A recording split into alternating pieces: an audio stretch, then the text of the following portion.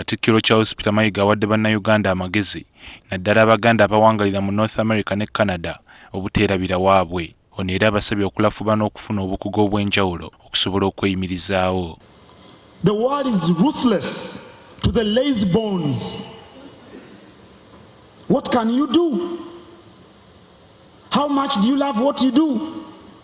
How well can you do it?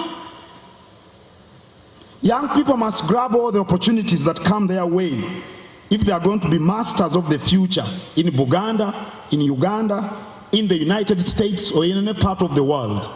Katikkiro bano era bakalaatidde okwewala okuwankawanka nga n'olwekyo obugumiikiriza abasabye kibeere kya ku mwanjo nnyo gye bali. And somebody is paying your tuition. Stay in school for God's sake and study to come on top of your class. If you are earning some money and you are forward-looking, pay your own tuition and get equipped with knowledge that only education can provide. Ensonga nnyingi ezikkanyizibbwako ku mulundi guno olw'okwagala okuzza Buganda ku ntikko.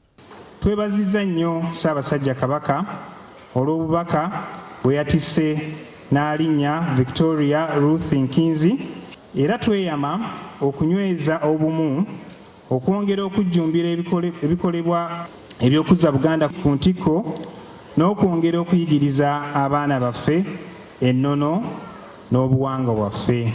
Era tujja kukolera wamu ne gavumenti ya Ssaabasajja Kabaka okuzuula enkola y'entambula eyo esaanidde. Buganda bumu North American Convention y'omulundi oguddako yakutula mu ssaza lya Bene erya Chicago.